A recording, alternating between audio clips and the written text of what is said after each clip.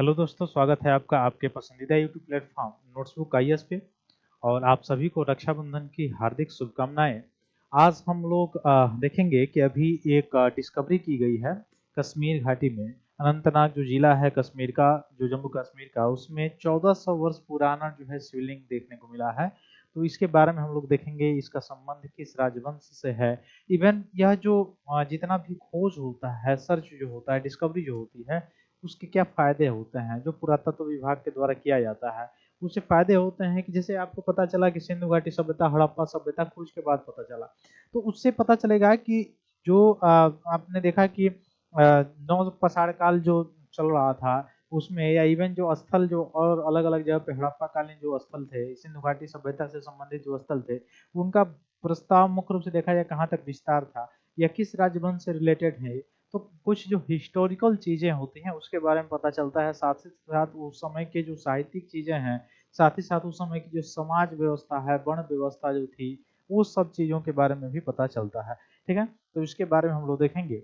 तो अनंतनाग जिला है कहाँ का? जम्मू कश्मीर का। वहीं पे देखने को मिला है एस मुकाम सालिया इलाके में करकूट नाग झरने के पास एक जीर्णोद्धार परियोजना कराया जा रहा था। मतलब एक परियोजना था जिसमें जीर्णोद्धार कराया जा रहा था, ठीक ना, झरने का। उसी में मजदूरों को बहुत सारे शिवलिंग जो है मिले हैं, प्राचीन हिंदू शिवलिंग मिले हैं, नकाशीदार देवी देवताओं की मूर्तियां मिली हैं, स्तंभ का टुकड़ा भी देखने को मिला है ना।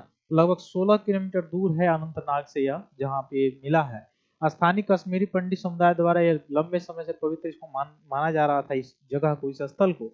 और अभी हाल ही में जब ये जीर्णोद्धार कराया जा रहा था तो वहां पे ये सारी चीजें देखने को मिली है, जिसका मुख्य रूप से अनुमान लगाया जा रहा है कि 1400 वर्ष पुराना ये सारी चीजें यहाँ है।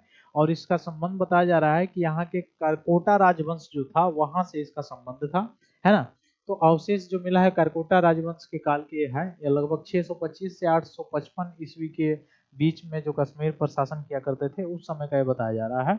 तो यहाँ से एक रचनात्मक युग के बारे में पता चलेगा। समृद्ध मंदिर वास्तुकला, शैव धर्म का प्रचार, ये सब संस्कृति विकास, ये सारी चीजों के बारे में। इवन आप देखेंगे कि राजवंश के बारे में, जो करकोटा राजवंश है उसके बारे में विवरण कहाँ से मिलता है, तो कल्लड़ का जो राज तरंगिणी जिन्होंने लिखा है कल्लड़ ने, उन्हीं से, उन्हीं किताब से इसका भी विवरण देखने को मिलता है।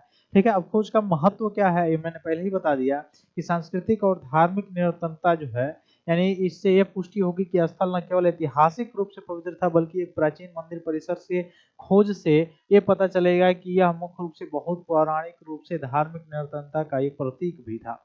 भौतिक विरासत के रूप में अगर देखा जाए तो शिवलिंग, देवता की मूर्तियां या देवियों की जो मूर्तियां हैं, नकाशीदार जो स्तंभ देखने को मिले हैं, प्रारंभिक मध्ययुगीन कश्मीरी मंदिर वास्तुकला और शिल्प कौशल के दुर्लभ मूर्त निशान प्रस्तुत करते हैं ये सारी चीजें, है ना। तो यहाँ पे जो विस्थापित कश्मीरी पंडित समुदाय है उनके लिए यह स्थल उनकी विरासत और पैतृक आध्यात्मिक भूगोल से अगर देखा जाए तो एक ठोस संबंध का प्रतिनिधित्व करता हुआ दिखाई देगा। फिर आधिकारिक प्रक्रिया कैसे होगी, तो जम्मू कश्मीर अभिलेखागार, पुरातत्व और संग्रहण विभाग के अधिकारियों ने इसमें तुरंत हस्तक्षेप किया और कलाकृतियों को सुरक्षित कर लिया गया है। उसके बाद से श्रीनगर के एसपीएस संग्रहालय में इसको ट्रांसफर कर दिया गया है सारी चीजों को, ठीक ना। अब इस समय यहाँ पे जाके होगा क्या, यहाँ पे वैज्ञानिक कार्बन डेटा से क्या होगा, काल निर्धारण किया जाएगा और उसका विश्लेषण किया जाएगा आर्कोलॉजिस्ट जो है उनके द्वारा, है ना। तो विद्वानों ने इस खोज की उत्पत्ति और निहितार्थ को बेहतर ढंग से समझने के लिए ज्ञात करकोटा युग के कलाकृतियों के आधार पर शैलीकृत भौतिक रचनाओं का अध्ययन करने के लिए यह मुख्य रूप से यहाँ से लेके गया है ना। अब कश्मीरी पुरातत्व के लिए क्या व्यापक निहितार्थ है, तो उसमें देखा जाए तो सतह के नीचे छिपी पुरातात्विक जो समृद्धि है उसको रेखांकित करती है ना।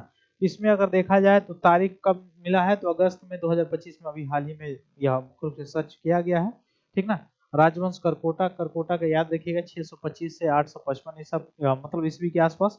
और उसमें जो कल्हड़ का राज तरंगिणी है उसमें इसको देखने को मिलता है, इसका वर्णन जो है आपको देखने को वहां पे मिल जाएगा।